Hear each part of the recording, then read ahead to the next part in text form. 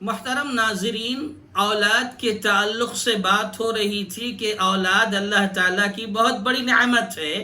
اور یقیناً اللہ تبارک و تعالیٰ کا یہ اصول اور قانون اپنی جگہ کہ اللہ جسے چاہتا ہے دیتا ہے، جسے چاہتا ہے نہیں دیتا۔ جیسے اللہ نے خود قرآن مجید میں بیان فرمایا، یَهْبُ لِمَن یَشَاءُ إِنَاثًا وَیَهْبُ لِمَن یَشَاءُ الذُّکُورَ أَوْ یُزَوِّجُهُمْ ذُکْرَانًا وَإِنَاثًا وَيَجْعَلُ مَن يَشَاءُ عَقِيمًا، کہ وہ رب ذوالجلال جسے چاہتا ہے بیٹیاں دیتا ہے اور جسے چاہتا ہے بیٹے عطا کرتا ہے، اور جس کے لیے اللہ چاہتا ہے بیٹے بیٹیاں دونوں عطا کرتا ہے، اور جسے چاہتا ہے بانجھ رکھ دیتا ہے، یعنی اس کے حصے میں اولاد نہیں ہوتی۔ یہ اللہ رب العالمین کی طرف سے ہے، اللہ جسے چاہتا ہے نوازتا ہے۔ میرے بھائیوں، دوستوں اور ساتھیوں، ایک بات یاد رکھنا کہ زمانے جاہلیت میں اہل عرب، مشرکین مکہ اور کفار، جب ان کے یہاں لڑکی پیدا ہوتی تھی،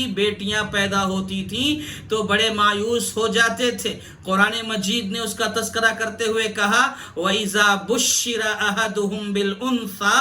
جب اہل عرب کو لڑکی کی پیدائش کی خبر دی جاتی، جَعَلَ وَجْهُهُ مُسْوَدًّا وَهُوَ كَظِيمٌ، ان کا چہرہ سیاہ پڑ جاتا اور وہ دل ہی دل میں گھٹنے لگتے تھے، پریشان رہتے تھے۔ یتوارا من القوم من سوء، اور وہ لوگ جو ہے قوم سے، لوگوں سے چھپتے چھپاتے پھرا کرتے تھے۔ ما بشر بہ،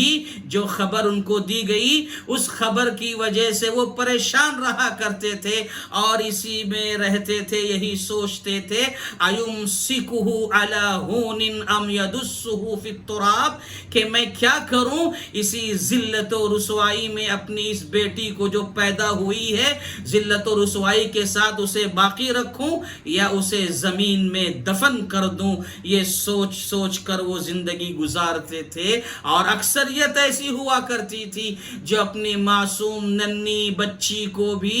زمین میں زندہ دفن کر دیا کرتے تھے۔ تو زمانے جاہلیت میں بیٹیوں کے ساتھ، لڑکیوں کے ساتھ ناروا سلوک کیا جاتا تھا، اور انہیں زندہ دفن کر دیا جاتا تھا۔ اسی لیے اللہ تعالیٰ نے فرمایا، وَإِذَا الْمَوْءُودَةُ سُئِلَتْ بِأَيِّ ذَنبٍ قُتِلَتْ، قیامت کے دن جب ان زندہ درگور کی گئی لڑکیوں کو اٹھا کر اللہ پوچھے گا، سوال کرے گا کہ تمہیں کس گناہ کی بنیاد پر دفن کر دیا گیا، قتل کر دیا گیا، تو اس وقت کیا جواب ہوگا؟ تو میرے بھائیوں، یہ مشرکین مکہ کا طرز عمل رہا ہے۔ میں اصل میں کہنا یہ چاہتا ہوں، آج ہمارے سماج و معاشرے میں ایسا لڑکیوں کے تعلق سے بے حرمتی کرنا یا لڑکیوں کی پیدائش کے حوالے سے مایوس ہونا، پریشان ہونا، ویسا مزاج تو نہیں ہے، لیکن اس کے باوجود ہم آج دیکھتے ہیں کہ جس طرح لڑکوں کی پیدائش پر، بیٹوں کی پیدائش پر